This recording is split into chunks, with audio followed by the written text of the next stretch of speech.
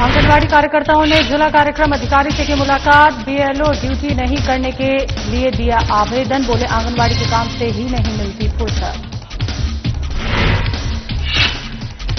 जगदलपुर में सहकारी कर्मचारियों की हड़ताल का 10वां दिन। कर्मचारियों ने सरकार को दी कड़ी चेतावनी। कहा मांग पूरी नहीं हुई तो धान खरीदी नहीं होगी।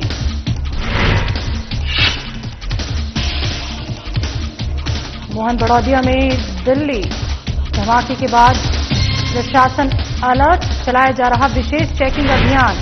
संदिग्ध व्यक्तियों से की गई पूछताछ। कांकेर में हलवा पुलिस को मिली बड़ी सफलता। 24 घंटे में हत्या की वारदात का किया पर्दाफाश। आरोपी को अरेस्ट कर धारदार हथियार भी किया बरामद।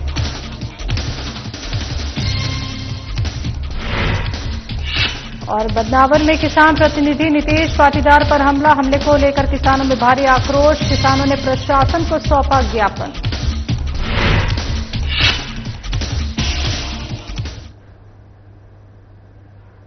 नमस्कार, छत्तीसगढ़ की खबरों में आपका स्वागत है। मैं हूं आपके साथ शैलजा त्यागी। तो मध्य प्रदेश के ब्यावरा की रहने वाली 2.5 साल की मासूम अनिका जिंदगी के लिए जंग लड़ रही है। अनिका को एक ऐसी बीमारी है जिसका इलाज काफी महंगा है। अनिका SMA टाइप 2 नामक दुर्लभ बीमारी से लड़ रही है। ये बीमारी धीरे धीरे अनिका के पूरे शरीर को कमजोर कर रही है, लेकिन उम्मीद अभी बाकी है। अनिका की जिंदगी बचाने के लिए जद्दोजहद की जा रही है। और साथ ही आपको बता दें, जोलसिमा इंजेक्शन की जरूरत है, जिसकी कीमत 9 करोड़ रुपए है। अनिका के माता पिता अब इलाज के लिए जनता और सरकार से गुहार लगा रहे हैं।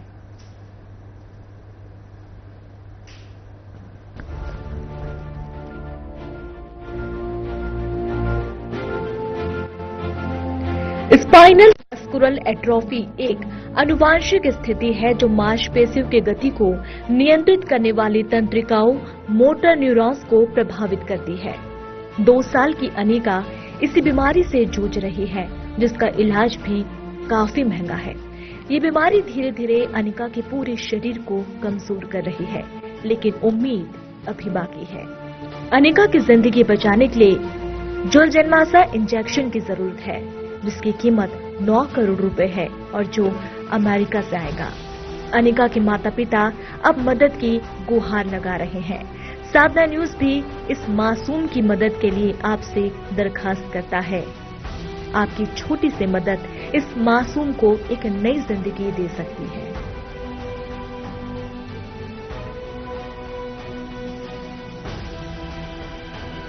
कहते हैं जिंदगी हर कदम एक नई जंग है, और बहुत दफा हमने जिंदगी में देखा है कि कई बार ऐसे लम्हे हमारे पास आते हैं जिसके बाद सहज ही हमारा हृदय पसीज जाता है, या यूं कहें आंखें नम भी हो जाती है। यूं कहें कि जब बात एक बेटी की होती है तो माँ का दिल भी कहीं न कहीं पसीजता है। और आज हमारे साथ स्टूडियो में एक नन्ही सी बच्ची है जिसका नाम है अनिका। उम्र महज बताई जा रही है 2 वर्ष 9 माह।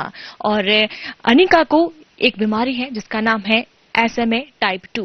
ये वो बीमारी है जिसमें मांसपेशियां गलने लगती है और जिसका भारत में कोई भी इलाज नहीं है।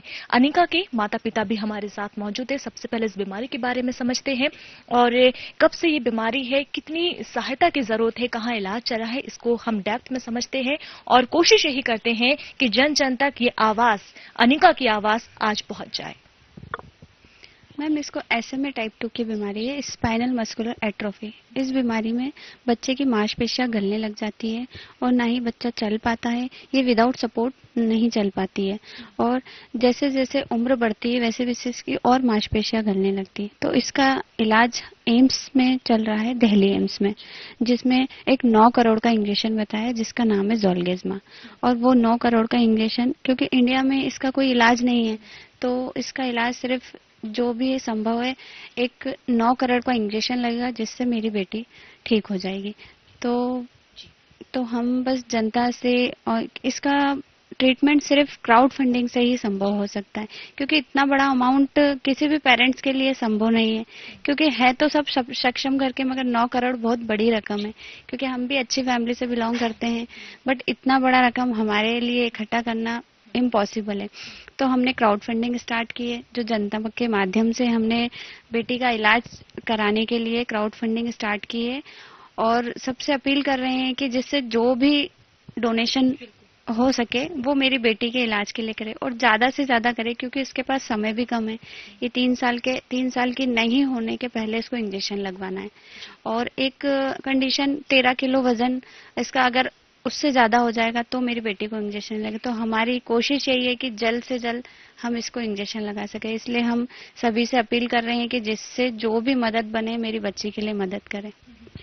2 साल और 9 महीने की अभी उम्र है और आपने बताया कि वजन भी अगर 13 किलो से ज्यादा अगर हो जाएगा तो इंजेक्शन लगना पॉसिबल नहीं होगा।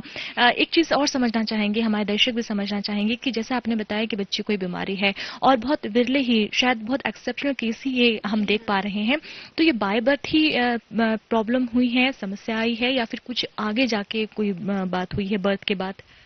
मैम ये जेनेटिक प्रॉब्लम है, जो जेनेटिक टेस्ट करवाया, क्योंकि ये 1.5 साल की हुई, हमें भी इसका कुछ पता नहीं था। क्योंकि नॉर्मली बोलते हैं कि बच्चे लेट चलते, हमने वेट किया, 1.5 साल के बाद ये चलने नहीं लगी। तो फिर हमने इसको हर डॉक्टर को दिखाया, भोपाल, उज्जैन, देवास, इंदौर में ऑलमोस्ट सारे डॉक्टर को दिखाया। तो वहाँ पर गौरी पासी न्यूरो सर्जन को किसी ने सजेस्ट किया, हमने उनको बताया, उन्होंने भी सारे टेस्ट किए, सब नॉर्मल आए। फिर उसके बाद उन्हें एक SMA का टेस्ट किया जो कि जेनेटिक टेस्ट होता है, उसमें इसकी रिपोर्ट पॉजिटिव आई। तब हमें पता चला, क्योंकि इंडिया में कोई इलाज नहीं है इसका, तो उन्होंने हमें दिल्ली प्रेफर करा। बट एक समय था कि ये 2 साल के पहले इंजेक्शन लगना था। बट एक कंडीशन और है कि 13 किलो से वजन कम रहता है तो इंजेक्शन लग जाता है। तो हमारे पास में भी पॉसिबल था कि हम हमारी बेटी का इलाज करवा सके, इसलिए हमने ये स्टैंड लिया कि बेटी का इलाज करवाने के लिए। अब दिल्ली एम्स में शेफाली गुलाटी मैम ट्रीट कर रही है। फिर वहां से हमको प्रिस्क्रिप्शन मिला, प्रिस्क्रिप्शन मिलने के बाद हमने क्राउड फंड स्टार्ट किया।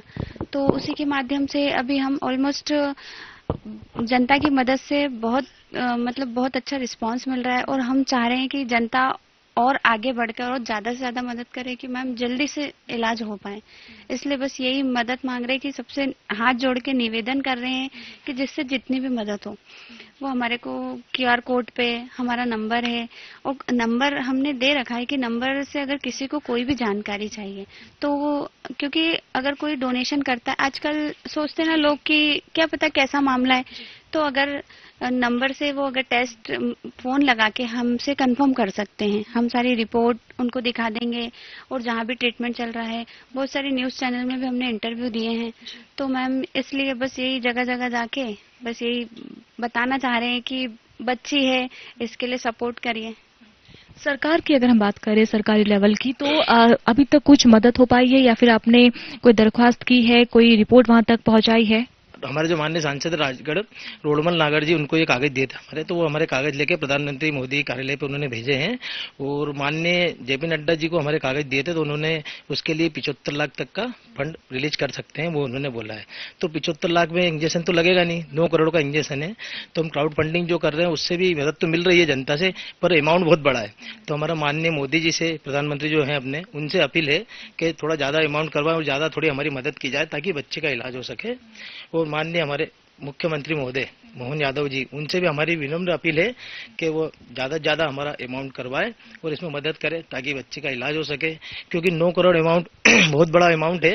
और क्राउड फंडिंग तो कर रही है, जनता तो कर रही है, जनता ज्यादा से ज्यादा मदद कर रही है, जनता की मदद भी हो रही है। पर हम माननीय नेतागण, हमारे मुख्यमंत्री महोदय, माननीय प्रधानमंत्री महोदय, इनसे अपील करते हैं कि हमारा ज्यादा से ज्यादा राशि एकत्रित करवाए और खुद अपील करे या खुद आगे आए, अपील करके हमारे बच्चे का इलाज करवाए।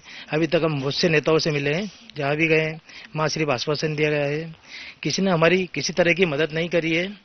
तो ऐसे में अगर 9 करोड़ का अमाउंट अगर जनता करेगी तो टाइम तो लग रहा है, बहुत टाइम लग रहा है। जनता तो मदद कर रही है हमारी, पर हम नेतागण जो भी हैं, जो भी हमें सुन रहे हैं आपके चैनल के माध्यम से, हम उनसे अपील कर रहे हैं कि हमारी मदद करें। हमने मुख्यमंत्री महोदय से मिलने का समय मांगा है, पर मुख्यमंत्री महोदय से हमारी मुलाकात नहीं हो पा रही है। हम 2-3 बार गए थे, तो वो बिहार चुनाव में है ऐसा बताया गया है हमें। तो हम आपके चैनल के माध्यम से अपील कर रहे हैं कि हमारी सुनवाई हो, ताकि माननीय मोहन यादव मुख्यमंत्री जी हमारी सुने और इस बच्चे के इलाज के लिए कुछ मदद करे, माननीय प्रधानमंत्री महोदय करे, ताकि हमारी बच्चे का इलाज हो सके, वो भी चल पाए, सामान्य बच्चे के साथ जीवन जी पाए। हम भी ये चाहते हैं कि हमारी बच्चे की मदद हो, जल्दी जल्दी इलाज मिल सके। अगर ये इलाज नहीं मिला, 13 किलो से वजन ज्यादा हो गया, तो बच्चे को इलाज नहीं मिलेगा, तो 5 साल बाद इसका जीवन बताया डॉक्टर ने, तो हमारी जनता से भी यही अपील है कि जिस तरह की जनता हमारी मदद कर रही है वैसे ही आगे करते रहे और ज़्यादा से ज़्यादा शेयर और फॉरवर्ड करे ताकि हमारी बेटी को नया जीवन मिल सके। आपके चैनल के माध्यम से यही कहना चाहेंगे। हम भी आपसे यही कहना चाहेंगे कि क्यूआर कोड जो क्राउड फंडिंग से आप दे सकते हैं वो स्क्रीन पे देख सकते हैं क्यूआर। और हम भी अपने दर्शकों से, व्यूअर से यही अपील करना चाहेंगे कि आपका एक छोटा सा हेल्प, आपकी एक छोटी सी मदद, आपका एक छोटा सा डोनेशन किसी की जिंदगी को बचा सकता है। और हर एक जो आपका दान है वो एक नई किरण इस बच्ची के लिए, अनिका के लिए बन सकती है। साधना न्यूज भी हमारे दर्शकों से यही अपील करता है कि जितना ज्यादा से ज्यादा हो उम्मीदों को आप हमारी जो उम्मीद है उसके लिए आप हाथ उठाइए, मदद के हाथ बढ़ाइए। छोटा सा आपका दान किसी की जिंदगी को नए पंख दे सकता है, इस बच्ची की जिंदगी बचा सकता है और हमारी और आपकी तरह ये बच्ची भी जो है वो अपनी जिंदगी जी सकती है। साधना न्यूज आपसे यही अपील करता है। खबर बस्तर से है, जहां जिले के आंगनबाड़ी कार्यकर्ताओं ने महिला बाल विकास विभाग के जिला कार्यक्रम अधिकारी से मुलाकात की और बीएलओ ड्यूटी नहीं करने को लेकर अधिकारी को आवेदन दिया। तो आंगनबाड़ी कार्यकर्ताओं का कहना है कि उन्हें आंगनबाड़ी मम बच्चों की देखरेख के कार्य से ही फुर्सत नहीं मिलती, जिसके चलते वो बीएलओ से संबंधित कार्य नहीं कर पाएंगे। वहीं इस मामले में जिला कार्यक्रम अधिकारी का कहना है कि ये चुनाव आयोग का कार्य है। बस्तर छत्तीसगढ़ जिला कार्यक्रम अधिकारी से मिले आंगनबाड़ी कार्यकर्ता बीएलओ ड्यूटी नहीं करने को लेकर आवेदन दिया है।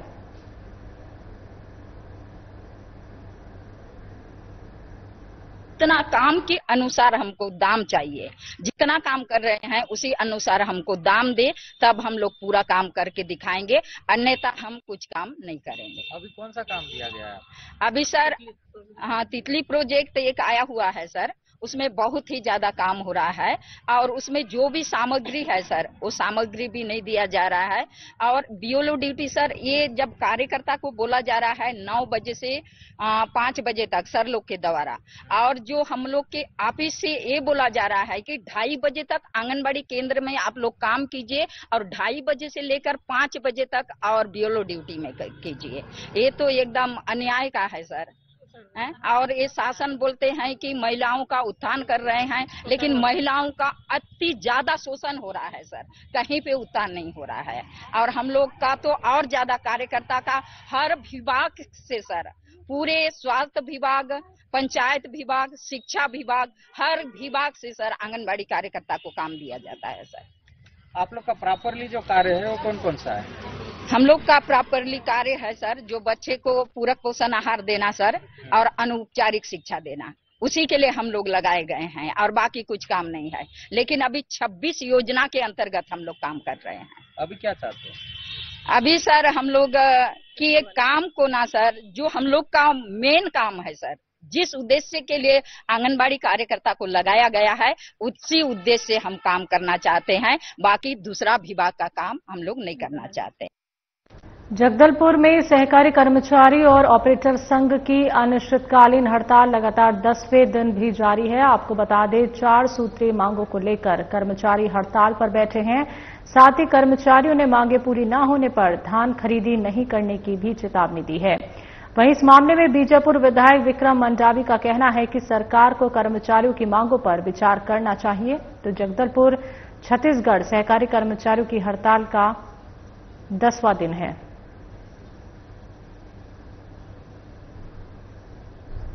बस्तर संभाग के बैनर तले जो अनिश्चितकालीन धरना प्रदर्शन किया गया था, वहां पर हम सब लोगों ने आकर उनकी जो जायज मांगे हैं उनका समर्थन किया है। और हम सरकार से मांग करते हैं कि सरकार ने जो वादा किया था कर्मचारी हित में, जो कर्मचारी समस्याओं को पूरा करने का, वो तत्काल इन जो कर्मचारी संघ हड़ताल में बैठे हैं उनकी मांगों को पूरा करे। और जो सरकार लगातार एक तरफ डबल इंजन की सरकार, सुशासन की सरकार करती है, लेकिन पिछले 8 दिन से जो सहकारी संघ के बैनर तले बैठे हैं उनकी बात सुनने के लिए ना उनके बीच में आने का काम सरकार में बैठे हुए लोग नहीं कर रहे, ना हिम्मत दिखा पा रहे हैं। और आने वाला समय जो खेती बाड़ी किसानी का समय है, तो ऐसे समय अगर ये हड़ताल में रहेंगे तो कहीं ना कहीं किसान भी प्रभावित होंगे। इसलिए मैं माननीय मुख्यमंत्री जी से अनुरोध करता हूं, किसानों के हित में, कर्मचारियों के हित में इनकी जायज मांगों का समर्थन करें। समिति कर्मचारी बस्तर संभाग का संभागीय अध्यक्ष हूं। हम अपनी 4 सूत्री विभिन्न मांगों को लेकर के पूरे छत्तीसगढ़ के कर्मचारी जो है अपने संभाग में अनिश्चितकालीन आंदोलन में 3/11/2025 से डटे हुए हैं। मैं बताना चाहूंगा कि हम पूरे बस्तर संभाग के कर्मचारी, जिसमें जो है कांकेर, कोंडागांव, नारायणपुर, जगदलपुर, बीजापुर, दंतेवाड़ा, सुकमा, ऐसे दूरस्थ अंचलों के कर्मचारी हम अपनी 4 सूत्री मांगों को लेकर के यहाँ निश्चित करें आंदोलन में डटे हुए हैं। जिसमें बताना चाहूंगा हमारी प्रथम मांग जो है वो है धान खरीदी में सुखद प्रदाय करे। हम चाहते हैं कि शासन की महत्वपूर्ण योजना धान उपार्जन का कार्य हम लोग करते हैं, जिसमें शासन जो चाहती है कि हम जितना धान खरीदी किया है, जो 4-5 महीना रुकने के बाद उसका परिधान भी उसी वजन में कराया जाए, जो कदापि संभव नहीं है। हम चाहते हैं शासन जो है हम जो धान खरीदी करते हैं और बाद में जो 4-5 महीने के बाद परिधान करते हैं उसमें हमें सुखद प्रदाय किया जाए, नहीं तो हम लोग क्या है धान खरीदी नहीं कर पाएंगे। हमने सरकार को कई बार विगत 3 वर्षों से बताते आया है कि आप हमें धान जो उपार्जित करते हैं उसमें हमें सुखद प्रदाय किया जाए, लेकिन शासन जो है हमें सुखद प्रदाय नहीं कर रहा है। इसलिए हम चाहते हैं कि हमें सुखद प्रदाय करे और हमारे जो विक्रेता बंधु है उनके लिए 3-3 हजार रुपए जो है प्रति माह क्षतिपूर्ति अनुदान के रूप में प्रदाय किया जाए। और हमारी दूसरी मांग है वो है कंप्यूटर ऑपरेटर बंधुओं के लिए। आपको बता दूं कि हमारे धान उपार्जन केंद्रों में कार्यरत ऑपरेटर बंधु विगत 2007-8 से कार्य करते 14-15 साल हो गया वो लोग कार्य कर रहे हैं, परंतु शासन ने इस समय ऐसा आदेश निकाल दिया गया है कि उनके बदले जो है आउटसोर्सिंग से भर्ती किया जाए और उनको पूरा 12 महीना तनख्वाह की जगह जो है 6 महीना तनख्वाह दिया जाए। कांकेर में हत्या के मामले में पुलिस को बड़ी सफलता हाथ लगी है। पुलिस ने महज 24 घंटे के अंदर गुत्थी को सुलझाते हुए आरोपी को गिरफ्तार कर लिया है। वहीं पुलिस ने आरोपी की निशानदेही पर वारदात में इस्तेमाल धारदार हथियार भी बरामद कर लिए हैं, जिसके बाद पुलिस ने आरोपी को न्यायिक रिमांड पर भेज दिया है। कांकेर छत्तीसगढ़ किले पर हत्याकांड का पर्दाफाश यहां पे किया गया है।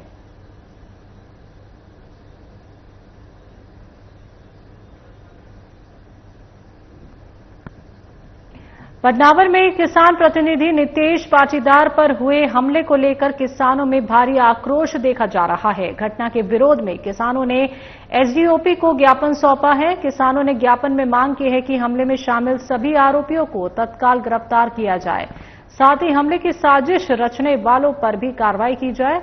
तो किसानों का कहना है कि यदि किसी मंडी कर्मचारी या संस्था से जुड़े व्यक्ति की भूमिका सामने आती है तो उसे आजीवन मंडी से निष्कासित किया जाए। इसके अलावा किसानों ने नितेश पाटीदार को पुलिस सुरक्षा देने और मंडी परिसर में सुरक्षा व्यवस्था सुधारने, खासकर सीसीटीवी कैमरे दुरुस्त करने की भी मांग की है। तो वहीं किसानों ने चेतावनी दी है कि अगर जल्द कार्रवाई नहीं की गई तो उग्र आंदोलन करने को मजबूर होंगे।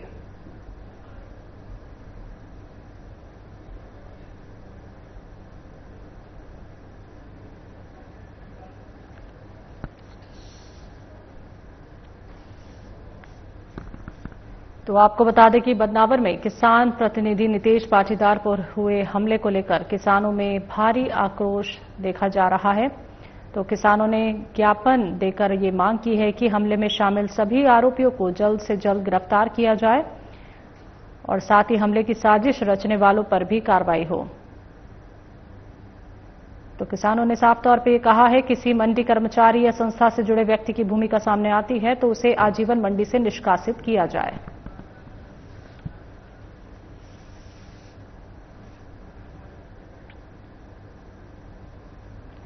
शिवपुरी शहर में भव्य श्रीमद् भागवत कथा होने जा रही है। बताते हुए बड़ा हर्ष हो रहा है कि आगामी 23 नवंबर से 30 नवंबर तक जिला मुख्यालय शिवपुरी स्थित हवाई पट्टी के पीछे स्थित नर्सरी ग्राउंड लुधावली के विशाल प्रांगण में प्रसिद्ध अंतर्राष्ट्रीय संत श्री बागेश्वर धाम सरकार के पीठाधीश्वर पंडित पूजनीय धीरेन्द्र शास्त्री महाराज का आगमन हो रहा है, जिनके मुखारविंद से प्रतिदिन 7 दिनों तक संगीत में श्रीमद् भागवत कथा का वाचन किया जाएगा, जहां कथा आयोजक गुप्ता से कथा के बारे में विस्तार से खास बातचीत की गई। जो कथा होने जा रही है वो किस दिनांक से किस दिनांक तक है, उसके बारे में थोड़ा विस्तार। श्रीमद् भागवत कथा का जो आयोजन है वो 24 नवंबर से 30 नवंबर तक रहेगा और भागवत कथा से पहले हमने कलश यात्रा का आयोजन रखा है जो 23 नवंबर को है। महाराज राजेश्वरी मंदिर से कलश यात्रा प्रारंभ होगी जो कथा स्थल पर जाएगी। समय 8 बजे है। कथा का जो एक रूट निर्धारित किया हुआ है कलश यात्रा का, वो किस प्रकार से, और लगभग इसमें अनुमान लगा सकते हैं कि एक बहुत ही विशाल रैली की इसमें आने की संभावना है, तो इसमें अपन व्यवस्थाएं किस प्रकार से क्या की जा चुकी है आपके द्वारा?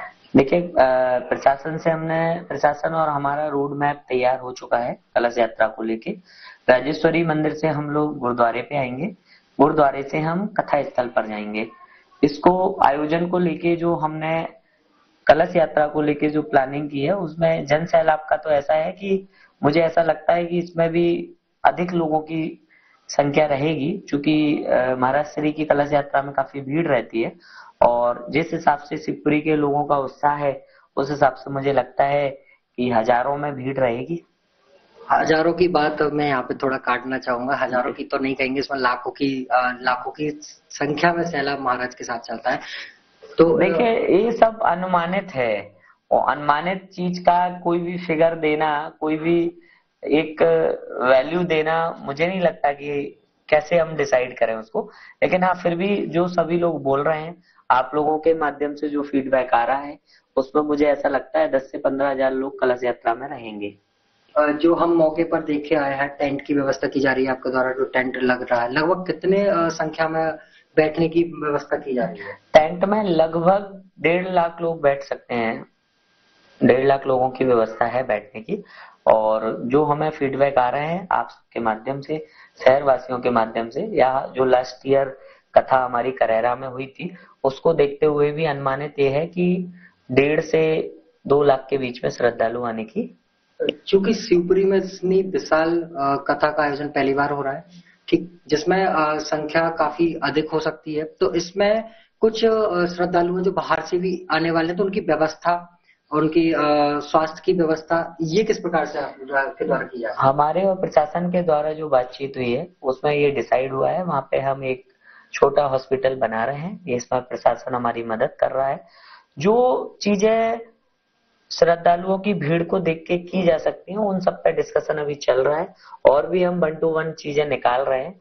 जो भी सामने आ रही है उसको फुलफिल कर रहे हैं। इसमें कुछ यहाँ के जो गार्डन है, लॉज है, क्या उनकी आपको सहायता मिल रही है क्या? नहीं, एक्चुअली वो सब प्राइवेट प्रॉपर्टियां हैं। हमारे द्वारा कुछ होटल्स बुक किए हैं पहले से। मैं इसको थोड़ा क्लियर करूंगा। जैसे जो जनता आएगी, जो श्रद्धालु आएंगे बाहर से, एक होती है सेवा भाव से, तो वो कुछ लोग अपने आगे आ रहे हैं कि उनकी सेवा के लिए रुकने, व्यवस्थित करने, उनको व्यवस्थाएं देने के लिए। नहीं, एक्चुअली क्या है कि मेरे द्वारा ना ऐसी कोई भी चीज किसी से मांगी नहीं गई है, इसलिए मैं ऐसा नहीं बोलूंगा कि किसी ने सेवा देने के लिए मना किया है या हाँ किया है। क्योंकि इस आयोजन को लेके ना हमारा ये सोचना था कि व्यवस्थापक हम बने, बाकी हमें तन और मन से जो सहयोग की जरूरत है वो पूरा शहर दे रहा है।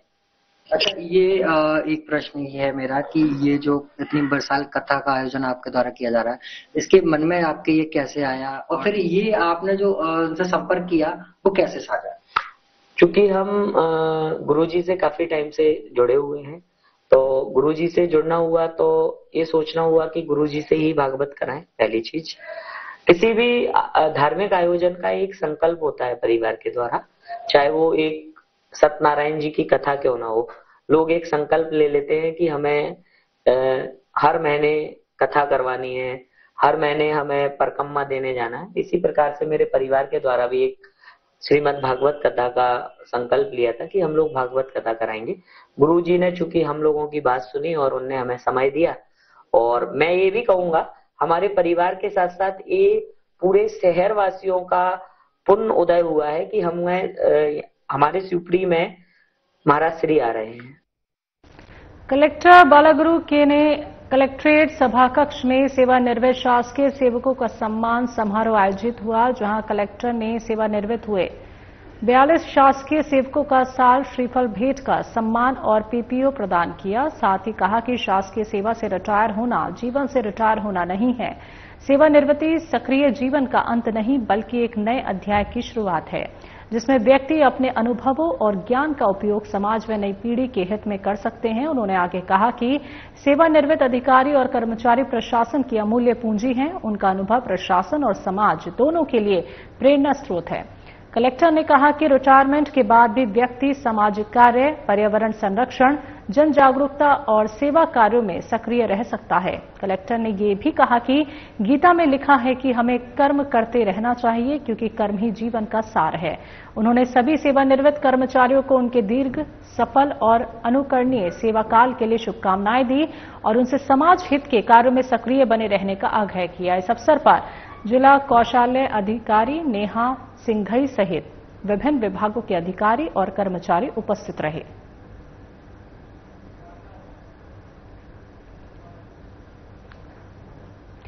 छत्तीसगढ़ की खबरों में अभी के लिए इतना ही। मुझे दीजिए इजाजत। नमस्कार।